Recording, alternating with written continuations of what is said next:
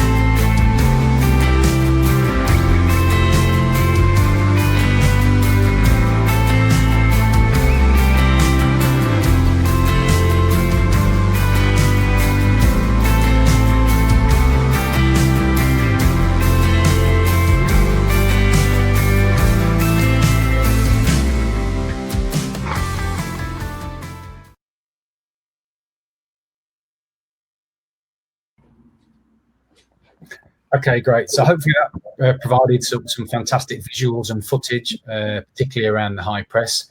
And I'd like to lead off with a question before Brian jumps in with one that he's already got. Why, Bev, Tom, why did you choose a high press and why would you adopt it as a strategy? Because it's quite a common trend at the moment within a game, particularly with two of the teams that were showed on there, with Liverpool and Manchester City. So from your different perspectives, why would you choose a high press? Do you want to go, Bev? Yeah, I'll go first then. Well, I guess essentially what we're trying to do is with a high press is to try and win the ball back as close to the opposition goal as we possibly can do. That clearly means that if we do win the ball back, there's quite a short distance to go to the opposition goal. So I suppose it's been a strategy, a tactic that's been employed, I guess, since football began. And maybe it's a little bit more fashionable these days with the likes of Klopp at Dortmund and now at Liverpool. I guess from an England team's perspective, the profile of the players that we've got in the system allows us to be pretty effective when we're pressing the ball high up the pitch. We do have a lot of athletic, quick, agile players in the pathway. And I guess that this particular tactic, this particular strategy of pressing the ball high up the pitch really suits the profile of players we've got in the group. Yeah, I think I'll just add to that, Tom. I think all similar messages really. For us, it's about limiting the space and time that the opposition have. And I think, when you have the ball, if you reverse it, when you have the ball and you have limited space and limited time, errors are going to occur. And I think secondly, England were a team as part of our DNA who want to possess the ball. So we want it back. We want to win it back quickly, so that we can have more of the ball than the opposition. I think, Bev, what kind of triggers do you use then? Yeah, I think, Brian, I think it depends really. I think from a sort of goalkeeper having the ball, or when it's in a more of a set position, I think generally we'll have a target, or we'll set a trap into a certain area or a certain player that we obviously have identified as part of our scouting. But I think also things like slow bobbling ball, how are our numbers behind the ball? Are we compact? There's some sort of principles, no matter where it is on the pitch, that you'd look to press someone. They're facing their own goal, the ball's bobbling slow. All these little things, I think, teaching players from early ages to get that sort of instinct to go, you know what, my chance of winning this, and the people behind me, we can go as a pack. I think they're really important things to teach through the overall pathway. I think that the word you just mentioned there, as a pack, and I think that's crucial, isn't it? Because it's really a domino effect. As the first person goes, you've got to have backup, and you've got to have that cover and support and that compactness behind the ball. Then, do you agree? Yeah, absolutely. And I think a lot of the most talented players, you want them to have energy when they have the ball and bring their qualities. And I think there's times where players can just go on their own and they waste a lot of energy when actually they don't need to go, and we can stay compact and we can go together. So I think, to get the best out of our players, we have to go as a pack, so we can bring what we bring when we do have the ball. Yeah, I think it's often not the first person pressing the ball that wins the ball back. Yeah, that person often forces an error or a poor pass. So the support behind the press is a critical thing. I think also when you're an effective team that goes after the ball high up the pitch, need to work together. So the decisions about when to go and how to go will often be based on the nature of the support behind you. So a little look over the shoulder, for instance, will determine whether or not it's the right thing to be doing, whether you are able to go as a pack or in a 2 or a 3. I think that's important as well when we're coaching the players. That support behind the press, though, Brian, I think that's a key principle for us in the development age groups. Something that we really, I suppose, go big on in terms of the coaching the players and getting the players to understand that particular principle. Support behind the press is a big principle and a big thing that we talk to the players about in the development pathway. Do you both feel as though the players that you're dealing with now are obviously top players, the best in the country, that they're coming with the mentality of wanting to press? Because you can often find that difficult with some younger players who don't really, have the mentality. Because mostly your front players are most creative players. But do you feel as though now they're coming from the clubs with that kind of already mentality set in them? Yeah, I personally, I think because, again, we're sort of developing DNA where we have the ball, they want to win it back quickly. I think that's the nature. I think naturally players, when you say we're going to sit and we're going to set up lower down the pitch, I think naturally it's not, but I think naturally, particularly young players can view that as negative. But I think naturally, because we want the ball and we want to possess the ball, they want to get it back quickly. And I think, generally, again, your wide players, your forwards, they're the players with pace and they want to just go and win the ball back, use their instinct. Yeah, I think you're right. I've got to agree with that. The players that come to us into the international teams from the clubs, they're used to going after the ball. They're generally playing a very aggressive way back at the clubs. It's a philosophy that a lot of the clubs have adopted. In the academies and in the development portion of the club. So I don't think we do get many players coming in that aren't that enthusiastic about pressing Bry. Like Bev says, most of the players are keen to get the ball back as soon as they can. They have the athleticism and they want the ball back so they can keep it and get a shot on goal. So I think that attitude and that philosophy hopefully runs through the pathway, and certainly players that we've got. Goes in hand, doesn't it? The physical capabilities and the mentality, as well as the tactical elements of, obviously, like you've just discussed, the triggers, your start position, your distances. Yeah, interesting. I think if you look at the top players, I mean, I'm just thinking about I watched Raheem Sterling the other day pressing. He's an unbelievable presser. One of our colleagues, Paul McGuinness, would call him he'd have a hunting mentality. He's always looking for an opportunity to press, whether that's a ball that goes backwards, whether that's a bobbly pass that Bev was talking about, whether that's whether any of those triggers. He's really good at picking them up and being on the front foot. Yeah, predator. Yeah, he's a predator. Bishop just got that. You just put that in the chat box. But Paul talks about those front players being predator-like and having that predator sort of instinct. And I think, again, thinking about the players that are coming through the pathway, that's something that we need to encourage, because it's a huge strength of ours. One final question for me before we move on, Tom, and you're going to give us an insight into the men's game before Bev. We've spoke about and mentioned about how a lot of the modern day players, both male and female, are geared and designed for the high press.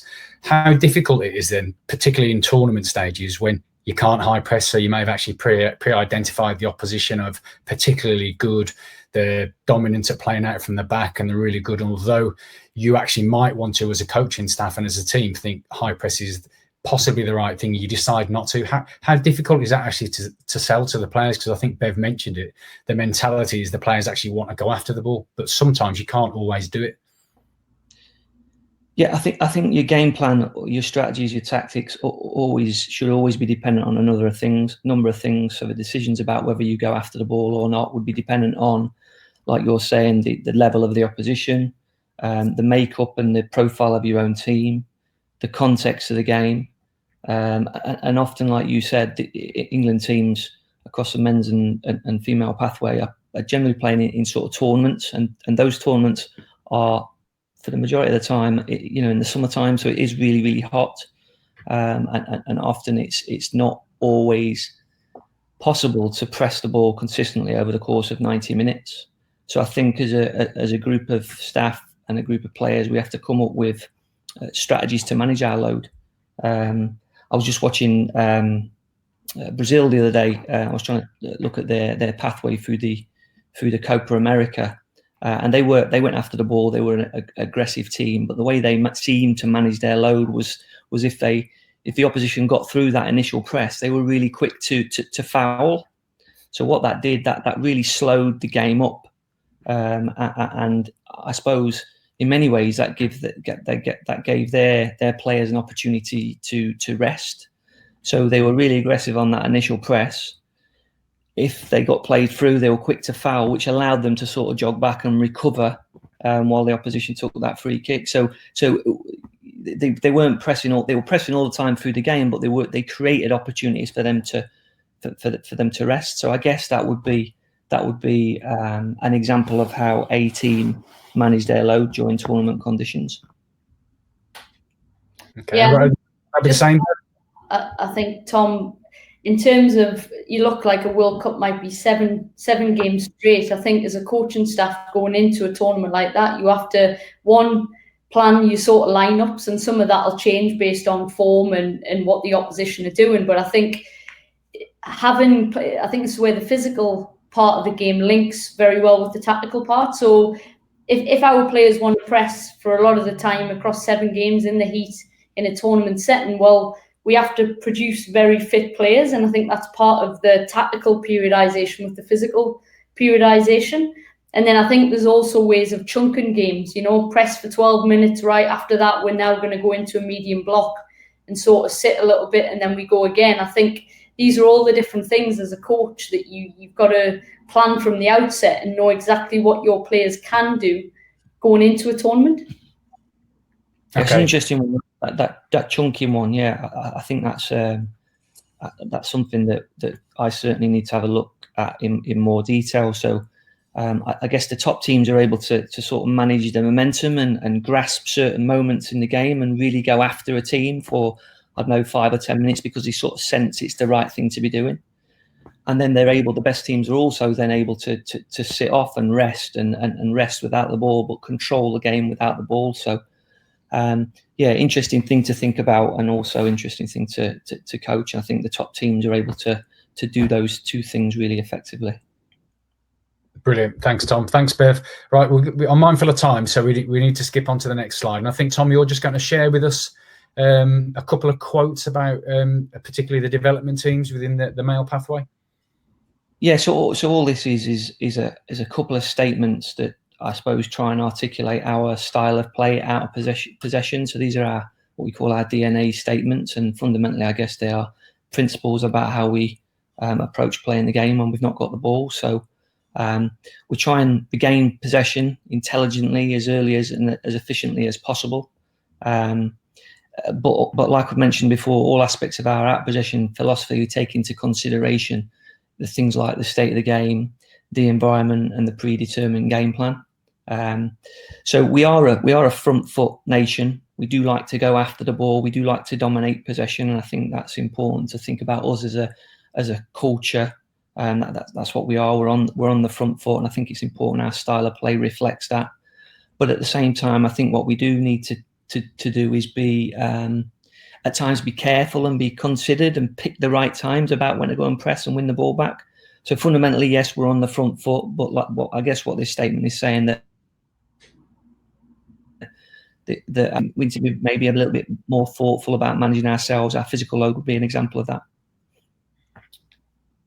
Okay, thanks, I'll flick on to the next slide. Yeah. So these are, I guess, some graphics that we produced as a male pathway that again articulates the way that we would like to approach playing the game. This first one is an interesting one. This is that terminology there. Stop them starting. I guess it's really difficult now with the rule change for any team to stop another team starting possession.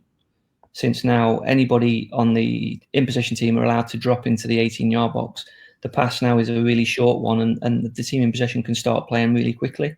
I think that terminology sort of came about when the rule was different, and the in possession team needed to be outside the box.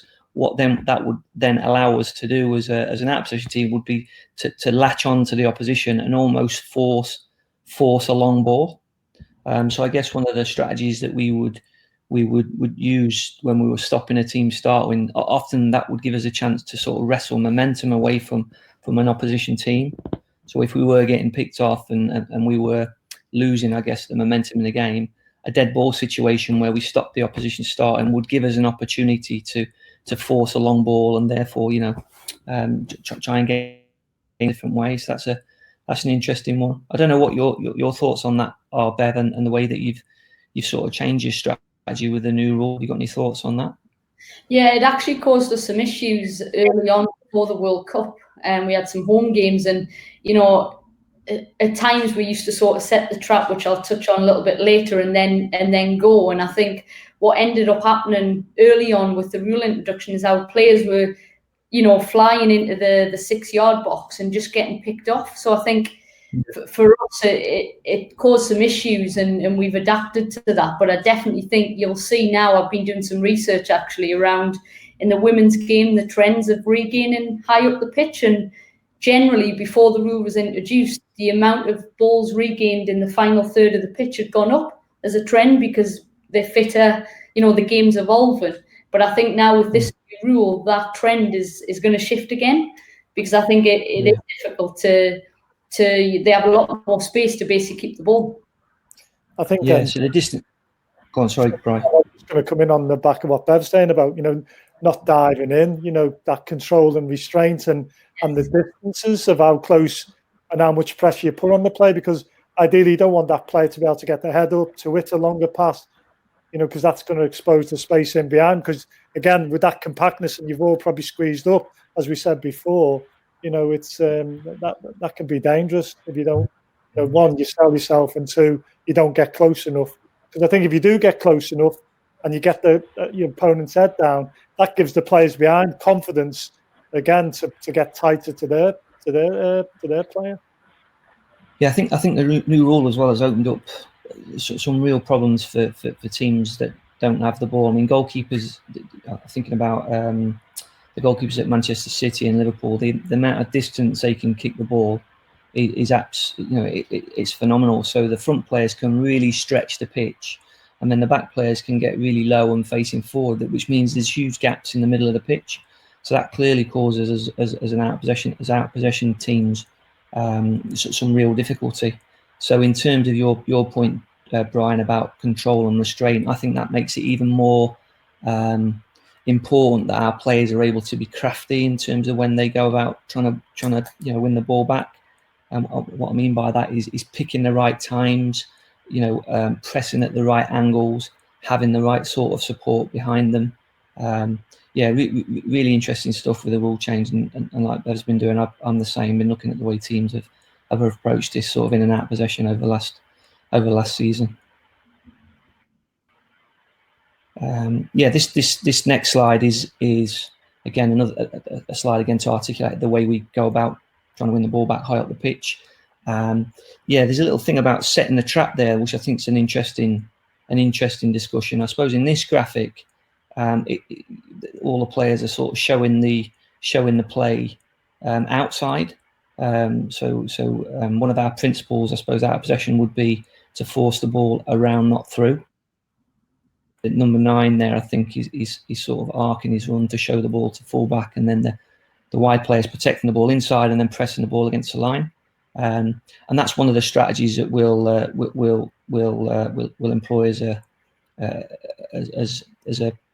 an England team. But I guess there is some evidence out there to suggest that regains in the central part of the pitch, in the centre lane, that leads to more chances. So if you are able to sort of turn the ball over in the middle of the pitch, perhaps that's more effective in terms of that next stage and trying to get a shot off on target.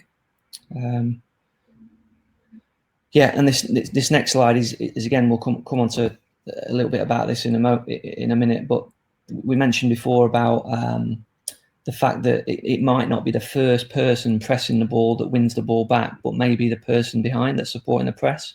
So our defenders, I think, in our pathway, if we are going after the ball aggressively high up the pitch, then the defenders and the players at the back have to be able to defend the ball in front, but also be able to defend the ball in behind in the channel. And again, with the athleticism of the players coming through the pathway, I think that's something that we are able to do. Yeah, so here I'll just sort of reiterate everything. We've really simplified to say these are our 4 key principles when we don't have the ball. So similar wording: set the trap, make it predictable, and for us, we like to force it wide and win it wide in wide areas, and we set ourselves up to do that, which I'll touch on. Same again, compact shape. We'd rather teams go around us. We don't want them going through us, and we want to be set for them going over us. We want to sort of own the box, so box dominance, deny as many entries as we can, whether that be crosses, whether that be slip balls, and we want to be set to win the first contacts in the box. And then the last part, it's similar to what you'll see in your Liverpools, hunt the ball back as quickly as we can when we've lost it. And if we can't, then we sort of recover our lines to be set and defend in an organised manner. So they're our sort of 4 key principles that I'm really probably going to take you through now in the way that we play and the different formations and how they might apply. The principles stay the same. There might just be nuances based on the different shapes that we use.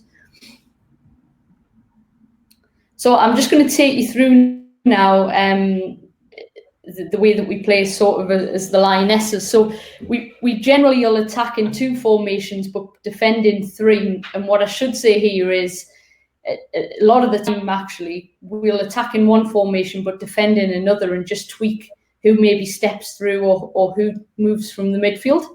So I'm going to start here with the 4-3-3. And when we're defending in 4-3-3, you think about the times that we might adopt this. So generally, when we don't have the ball, we'll adopt the formation defensively for the opposition. But when we have the ball, we'll generally just go on our strengths and where we think the spaces are.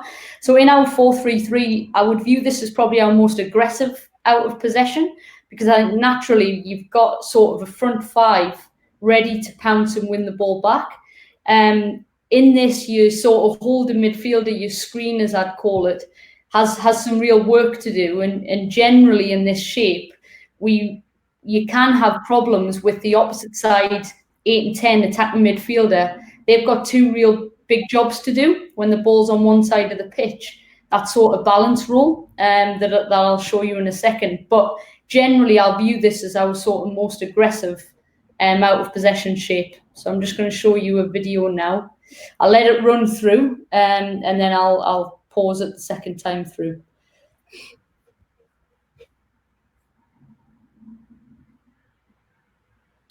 So here we've set the trap. We've pushed a winger wide because we want it to be received by this centre back here.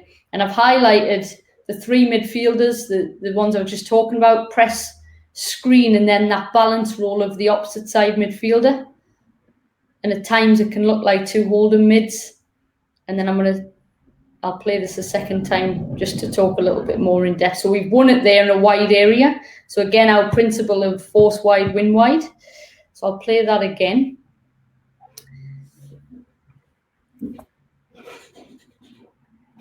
And what I'll touch on as it's playing this time is how the opposite side midfielder, so you'll see how the right winger here has to work with our opposite side 8 and 10 to the ball. So the balance role of the midfielder also applies to the balance role of the opposite winger. And we talk about a lot, just let it run through here. Just pause it at the time where it's, yeah. So here, when we're in a 4-3-3, we'll talk to the opposite side wide forward about, one, making us compact, but two, living in this triangle. And basically, the reason we use the reference of the triangle is based on the pressure of the ball and based on where our midfielder is, they almost have three jobs. So if you imagine now that the person on the ball doesn't have good pressure and they can hit a diag to the opposite side and the fullback can join, the role of the winger now is to probably be more central in this triangle and balance off. But the better the pressure is on the ball, the closer our winger can be to the midfielder of the opposition, or even better still, be ready to jump the centre back as the ball switch. Because I think naturally when you play with one centre forward, they have a lot of work to do, particularly when you play against centre backs that are so wide. Our opposite wide forward there is ready to jump and almost act like a second centre forward. So you'll just see here, yeah, she's living in the triangle we always talk about. And Jill Scott there is sort of doing this balancing role to help balance the space, the centre forward of the opposition. And then position wins it in that. I think that's crucial, Bev, as well, because if you do turn out and go through the keeper and want to go out through the left side centre half, that's going to probably put them off, so absolutely, yeah. Together is absolutely crucial there. Yeah, because I think what you learn is that, I always reverse it when it comes to defending. If I was in opposition, how would I lose their number 9? Well, I'd go to one side and then I'd quickly switch it to the other. So I think that role of the triangle has been crucial in our coaching. And I think naturally wingers, if I was to say the toughest thing to sort of fix that I've experienced in the women's game is the opposite side of the pitch. So that winger at times can be very loose, can be sort of outside of the triangle that I'm talking about and not doing their role on that holding midfielder. So I think that balance role is absolutely crucial. I'll go to the next one here. So now talk about sort of a 4-2-3-1 formation, and generally we'll use this. I would say, again, an emerging trend in the women's game is to have your high fullbacks, wingers inside, as well as midfielders, so where you've got overloads in the centre of the pitch.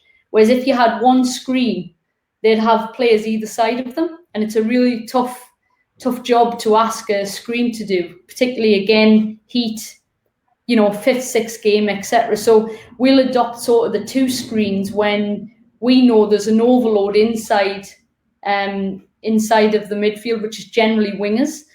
The other thing I would say in this formation is our 10, they'll probably have a bit of work to do, because ideally, dependent again on the strength of the opposition, if you're playing a sort of top 5 team in the world, we generally want our screens to stay intact and not jump.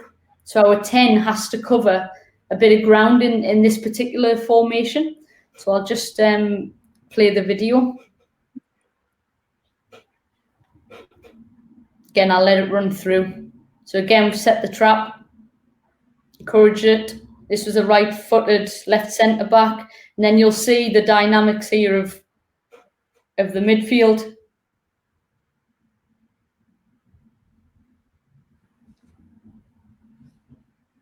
And I'll play it again.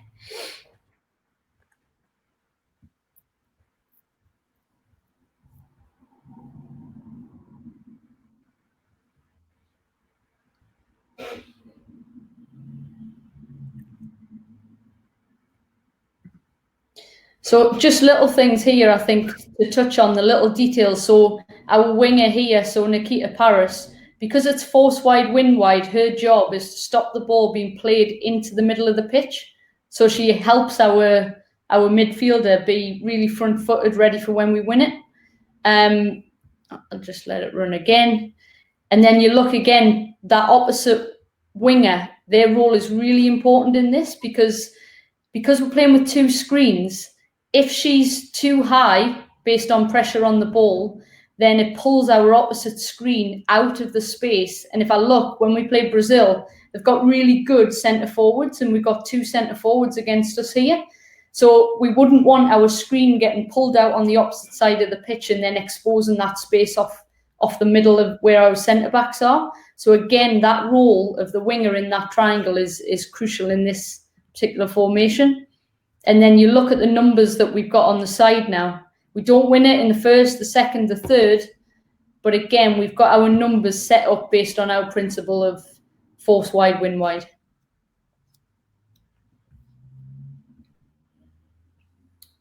Okay, I'll just now touch on the last one, which is our 4-4-2. So what I would say about 4-4-2, we generally only use this out of possession. It's a really easy adaptation, obviously, from the formation I've just showed you. So within games at times, we'll push our 10 on and we'll become a 4-4-2. We call this sort of a 4-4-2 pendulum because we never play with a split front two. Their role is sort of pressure cover.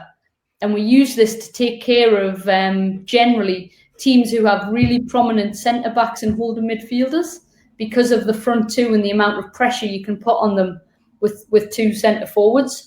And the last thing I'd say is because it's a 4-4-2, we play very narrow because we don't want to be overloaded in the middle of the pitch because we'd rather win it on the side. So I'll show you, sorry, there should be a video coming here. So again, I'll let this run.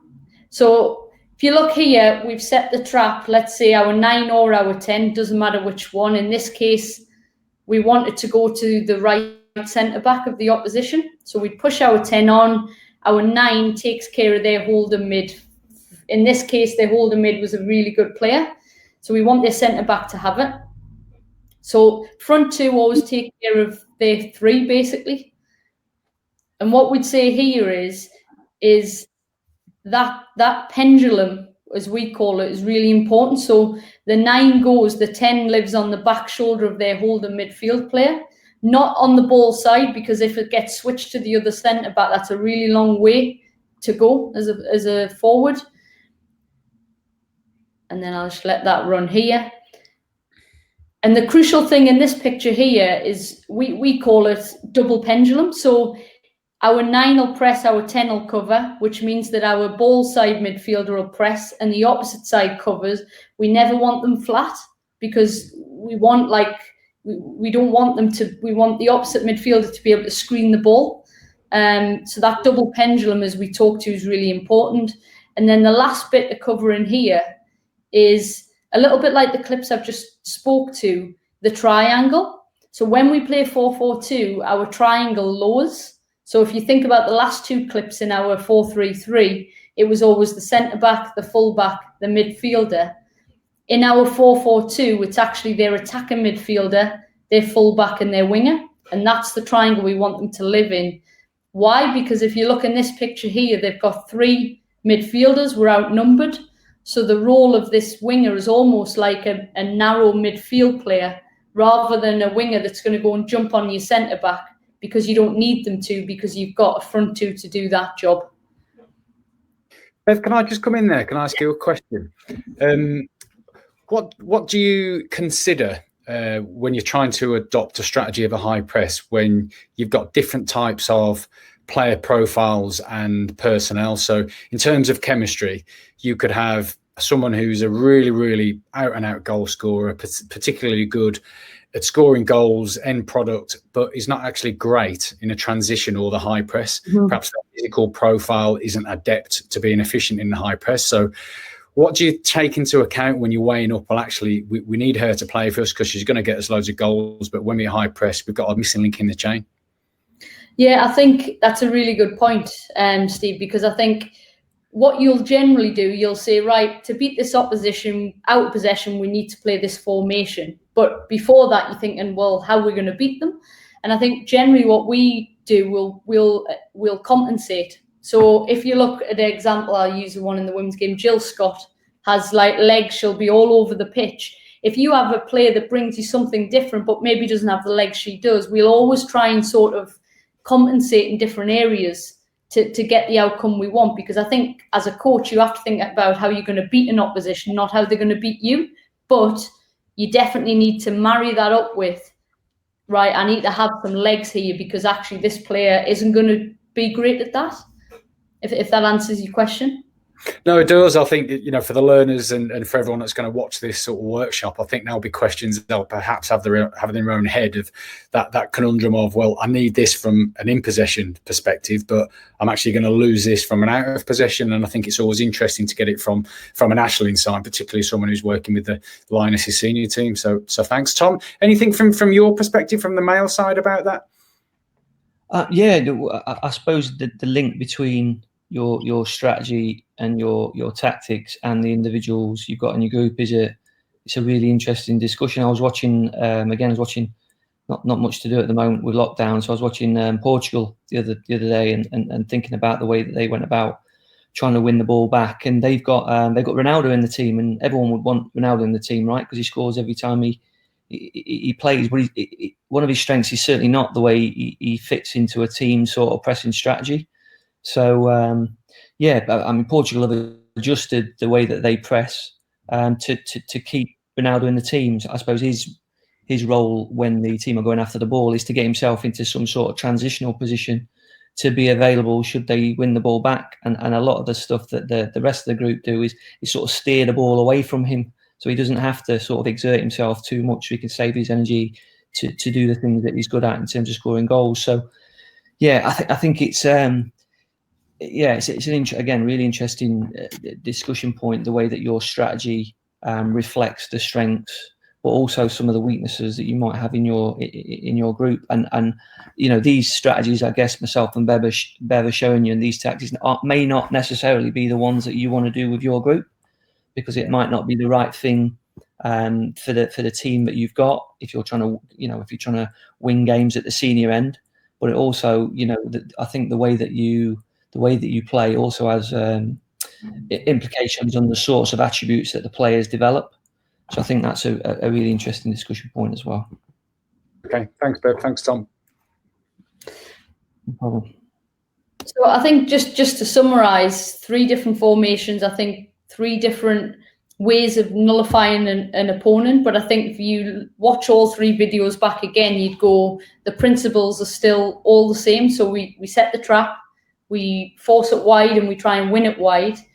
We keep a compact shape, which often means that you're narrow and you're pulling the opposite side in to stop teams being able to switch and for us to allow nothing through us, nothing over us. But I think just the adaptations and considerations that you might have to think about based on opposition, personnel, and really where you're at in the tournament as well.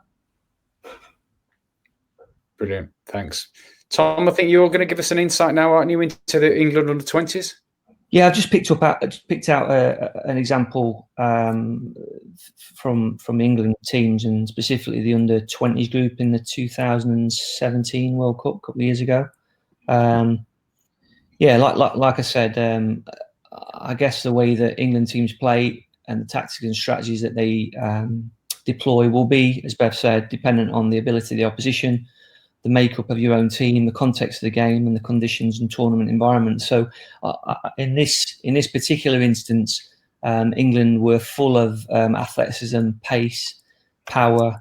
I'm looking down the list. They've got people like Ademola Lookman in the team, Solanke's in the team. So some real threat on the transition and a real threat in terms of a high pressing capability.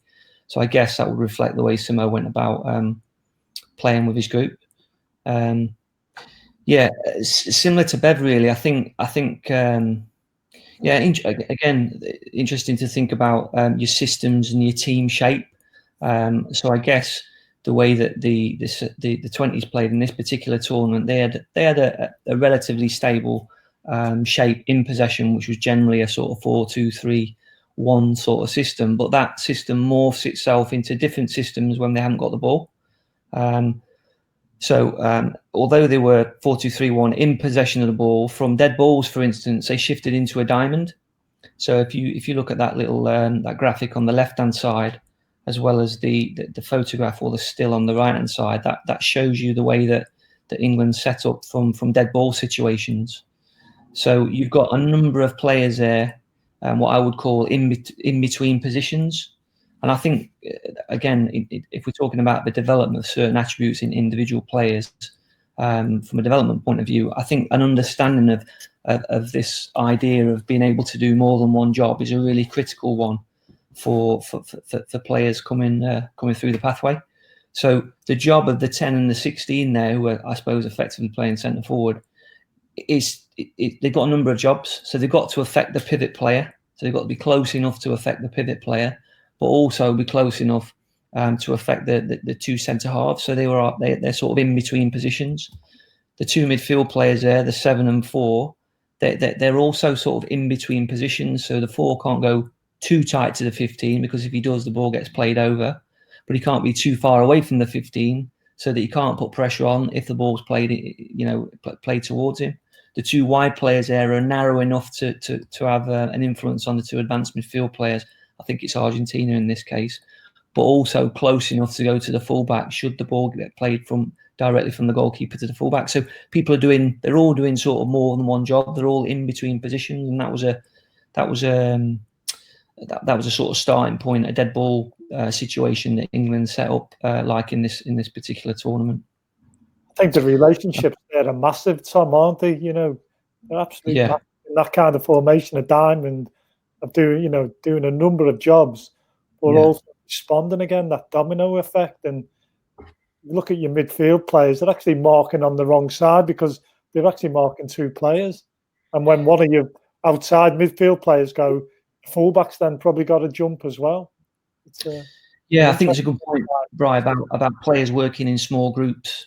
So I think the top players are able to occupy the right positions, but they're also able to sort of organise their teammates as well, and also take their positions off the position of teammates. So I think football is, in terms of, clearly it's a team game, but you have to operate as an individual, but also within the group, and being able to communicate and work with others is a key attribute, I think, for players. So I've just got another slide there. So that was sort of the next phase of possession. So I think in this particular game they had earmarked, like Bev alluded to, I think they'd earmarked the left side centre back as a target. I think he was right-footed on this occasion, so they sort of tilt themselves slightly to the left to invite the ball to go to the left side centre half. And when the ball did go to the left side centre half, the first centre forward sort of arcs his run and stops the ball back to the goalkeeper. The opposite, I think that was Solanke at the time, who was playing 10 in possession, but pushed himself up into a 9 position from dead ball situations. Gets himself on the ball side of the pivot. The wide midfield player protects the inside first, and then as the ball's played to the outside, similar to sort of Bev's team, I think in this case they try to press the outside and try and win the ball on the outside. I mentioned before about that there is some evidence to suggest that regains high up the pitch in central areas are more likely to lead to shots on goal. Having said that, in this instance, I think the England wide players were really, were absolutely mustard, really athletic, really quick. So part of that, the strategy was trying to suit the strengths of the team, this particular team. So we're sort of inviting the regains on the outside because those quick, athletic, goal-scoring players are on the outside. So why wouldn't you invite the ball to the outside to those players so that when they do win the ball back, they're able to to travel and get across off really effectively. That was a distinct strategy, I think, throughout the tournament. They tried to lock the opponents against the sides. I mentioned before about I suppose if you're going after the ball, high up the pitch, the importance of the back players being able to support behind the press. Often the ball was played really long into the channel or short into a centre forward. So what that meant, I suppose, again, for the attributes of the players in the group, I think the guy that played right centre half was in this particular tournament was Tomori at Chelsea, and one of his key strengths was his athleticism and his ability to go all the way in with the centre forward, should the centre forward drop into that space, but also be really good at turning and anticipating the ball into the channel and being able to see off his opponent. So mentioned before. Yes, I think we talk on the course, don't we, about on the ball, around the ball, and away from the ball. The centre halves in this particular example, I suppose, are away from the ball, but they're still involved in the play. So we've got Tomori there anticipating the ball into front or anticipating the ball in behind. Tom, can I just ask a question there? How difficult is it for those types of defenders? And again, same question to you, Bev, when they're not necessarily involved in the initial press. I mean, particularly I'm coming at it from a psychological perspective. So they're engaged, but they're not really engaged. The chances of it coming through to them maybe less than 50% because you're trying to set a trap and win it wide or win it centrally. Have you got any strategies that you utilise either on or off field coaching in terms of really keeping them engaged in the process? Well, I think first and foremost that we need to make sure that we are playing, if we're trying to develop these particular attributes like supporting behind the press or defending in big spaces, then we do use big spaces. I think it's easy, isn't it, to think that our practices look nice and buzzy and fast paced and we feel quite good about ourselves as coaches because that's what the session looks like. But I think it's important often to think about, well, are the players actually practicing the stuff that they are going to have to do in the game? So, playing practices on realistic sized areas, I think is something, important if we are going to develop these particular attributes in players. That's interesting, that, Sam, though, because I think we've been renowned over the years to do pressing practices in small areas, haven't we? Not on big areas. And, we know the game's played on a big, massive pitch and, there's a lot of ground that these players have got to cover, but actually we're probably not doing it in practice. I think if you're pressing on in a small area, that's actually quite easy, because you aren't working in the areas that you would do in a game. So I think it is really important if you are going to develop these particular attributes to do it, in a realistic way. So we talk about on the coaching courses, the practice having to have an element of realism, relevance for that particular player, but also giving the player plenty of repetition. So again, those are things that I guess we as coaches should be thinking about when we are prescribing these practices in order to develop those particular attributes in our players. Because it is, we're talking about pressing as it really is physically demanding, and I guess that comes to then how you get your information across. It might be you do your coaching in breaks, to give the players a breather and yourself an opportunity then to pass on some information that they may need to improve their performance. Yeah, I mean, I guess in an international context, we don't get a great deal of time to train with the players on the pitch in terms of practice, and you're probably the same, Bev. So I guess what that means is that we've really got to maximise the time we've got with them off the pitch. So our use of video, our use of animation, our use of one-to-ones, our use of Subbuteo balls needs to be, that's coaching for us. That is a real big part of our coaching strategy. The time that when the players are on the pitch, I personally want them practicing. I want them playing, and it may not be that I stop the players every single time a mistake happens, because I know that I can pick that up subsequently with some video or a chat after the training session. So again, these are all decisions we're making as coaches based on our own context. I guess for the guys that are watching the webinar, their context might be slightly different, and that might steer their decisions in terms of the types of practices and how they coach in a slightly different way. Yeah, and I think your angle, I was just sorry, Brian. I was just going to ask about from the female perspective about if you're going to the tournament and you talk about the World Cup, and Tom's mentioned some of the issues you may face in terms of fatigue, heat, the environment, but we actually want to train on big spaces. Well, that's quite a big question to ask, because you need to train and get them on big spaces, but the fatigue, they've only got a 2, 3, 4 day recovery. Do you try and do a lot of the stuff off the field in hotel rooms around St. George's Park and the one-to-ones that Tom mentioned, and then really do some intense but shorter bursts of practicing those traits and those attributes?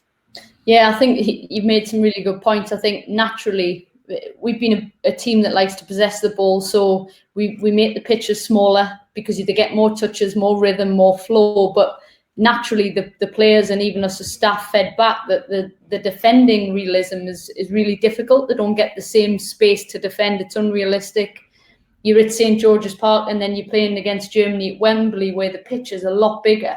I think trying to have it realistic and real is really important. I think we do a lot of work like Tom does with Subbuteo boards, animation, even marking pitches down in ballrooms in hotels to walk through and get some of the coaching done there. But I think it's that old saying of, train hard, fight easy type. We generally like to have training sessions really intense, more like the game, less stopping. But when you're in your 7th game in a tournament and it's match day -1, you unfortunately you can't do that. So being innovative is really, really important. I think the guys at the clubs, they've got to be clever with the practice design, and realise the outcomes they're going to get. What kind of constraints can they put on the practice to achieve outcomes? Because there will be a consequence if we don't get pressure on the ball. And really, we've all been there as a coach and shouting press, press, press, when actually you want the players to be doing that naturally. So there will be a consequence. If you don't get close, they're actually going to chip it into someone's hands. That'd be a goal, whatever. So being clever and understanding, your design is massive for me. Yeah, I think naturally in the game, competition is massive. You put competition on any sort of practice and it goes through the roof, but a goal doesn't really teach you the outcome. So we've done things like we're working on defending it. We'll measure, if you look at this picture here, which team turns the most between the midfield and backline and behind the midfield and backline. And therefore, how good were you at defending them 2 spaces? And then at the end of the next day in our pre-training meeting, presenting which team did the best job at stopping opposition turning in front and behind them. I just think little things like that just adds another sort of dynamic to the training session. Yeah, I think just to wrap that one up, I think if we're trying to develop crafty players, predator-like players that are able to pick the right times to press and read those triggers and read those cues, then the cues and the triggers need to be realistic in our practice. If you use unrealistic practice or different size pitches, then how can you expect the players to develop those attributes? I'm not saying we never do small practices and we always do big practices or vice versa, but I guess a variety of different sorts of practices and having a real idea on the sorts of things we want the players to become better at. Yeah, good, Tom. I think there's a couple of graphics now, isn't it? Because I think when you look at the Subbuteo board now, it looks quite easy because the spaces aren't too big, but this is perfect now, so you can actually see the big spaces we're talking about. So this is just a still of that particular situation. So I think this is the left side centre half coming out on the ball. This is Kamaya Tomori, who's now ready to defend that channel. You can see, I guess, how big that space is, and he's now got to anticipate that ball into the channel. He's got to use his athleticism. He might have to shield the ball as the centre forward comes and puts pressure on him. He might have to look after the ball. He might have to take an extra touch. He might have to pass it back to the goalkeeper and offer again for the next pass. And the area now he's got to defend is the whole half. So again, interesting to think about it's something that we should consider when we are designing our practices. If we're going to get, our Tomoris to be good at defending space, then perhaps he needs to practice defending that space on, at times during his training program. because there's a lot of detail in there, Tom. You know, how far does he mark on that outside shoulder? Because if he gets too far across, the forward will spin on the inside and the ball will be bent down the side. Yeah, of course. Yeah, and what he's got to do here, Brian, how quick that we're talking about. Sorry, Tom. Yeah, and what he's doing here, I guess, in terms of the things that are steering his decision about how far to come across or to stay with a centre forward, he's reading a picture, isn't he? So you know, through experience, he'll begin to realise that the shape of, you know, the body shape that the left side centre half takes up can often determine where the ball is going to be played. The position of the two the centre forward and the wide midfield player here can also has an influence on the way he anticipates where the ball is going to be played. So this is a really skillful thing that he's got to execute. So you're right. There's loads of detail in there, isn't there? And these are things, I guess, as he develops as a player, these are things he's got to pick up, and therefore those sorts of things sort of steers his decision when he's playing the game. Yeah, the next slide was just, you know, so again, back to A license. I'm thinking about on the ball, around the ball. Sorry, yeah, on the ball, around the ball, and away from the ball. So if he starts to defend that space there, then his opposite centre half, he needs to come across, doesn't he? The fullback needs to come across. The pivot player needs to come in there and defend the space. So again, I suppose when we are when we're organising a team or putting a coaching session on, I think it's a nice framework to have, isn't it? When we're coaching, when we're figuring out what our interventions may be, that on the ball, around the ball, sort of away from the ball sort of framework gives you a nice order in terms of some of your coaching points, I guess. Yeah, and just to finish off, I think it's easy, isn't it, when we're coaching this. I think a lot of us concentrate on dead balls. So I've been guilty of it myself, getting my structure right from dead balls and goal kicks, and everyone's in the right position. But clearly, we also need to be good in open play in terms of going after the ball. And this, I guess, this is an example really similar to Bev. You called it living inside the triangle, didn't you? So the 11 here, I guess, is doing a similar sort of thing. So he is sort of in and around the opposite advanced midfield player, but ready to go to the centre half as the ball gets switched.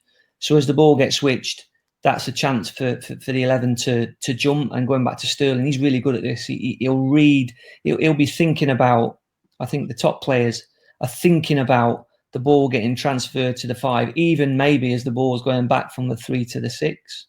So he's starting to adjust his position, getting ready to jump. And I think disguise is an important thing as well for the players out of possession. So I've seen Sterling do it really, really well. He sort of almost looks disinterested as the ball goes back from the 3 to the 6.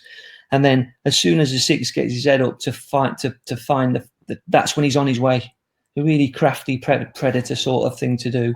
And as he does go, as we talked about at the start, the support behind the press, I think, is really critical. So at times we would ask the 11 to go and jump the 5, and he would have to arc his run to stop the ball going to the 2. But the fullback as well is ready to jump the fullback. So we've got a fullback to fullback press, and the centre half.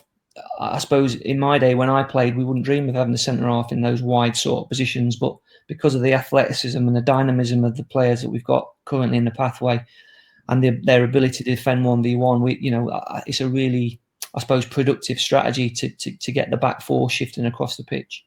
It's an interesting one. You just said about Sterling, maybe showing our age, but for those who can remember Ian Rush, you'll look at Ian Rush, have a look at his stats, goal scoring.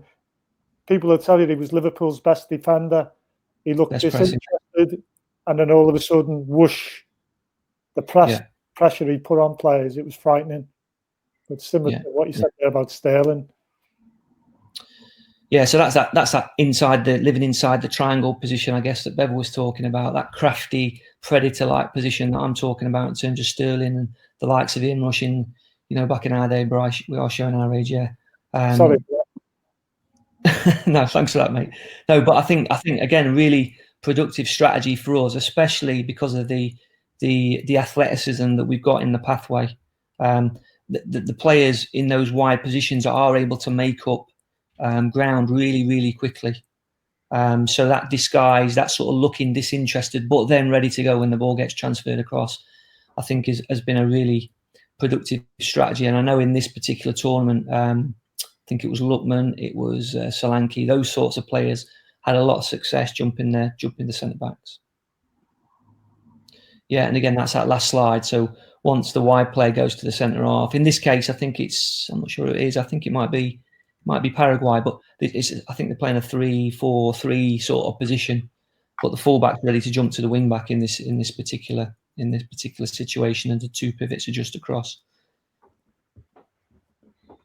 Brilliant. I think that was the last slide, Tom, wasn't it? Yeah, that was it.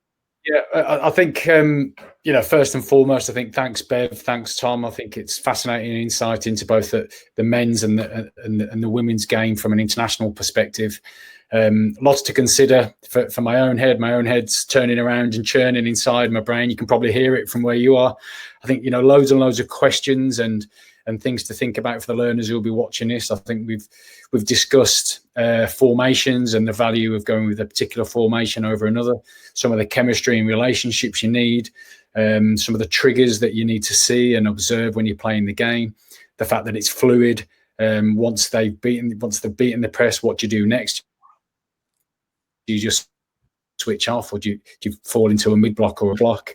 We spoke about practice design, the value of defending big spaces and having the balance of physical and environmental issues in tournaments. There's a whole host to consider. Anything else, Brian, that you want to summarise before we finish it?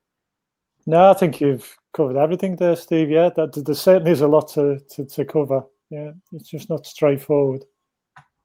Brilliant. Okay, so I think with all that's going around in our heads, have a think about that. What that means to you in your context, in the age, ability, the sex you're working in. Have a think about really how you can try to employ some of the messages that we've learned today.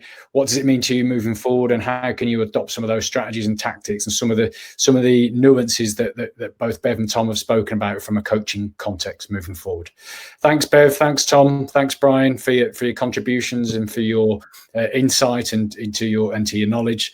And we hope that everyone's enjoyed this, and we'll see you all soon. Thank you very much.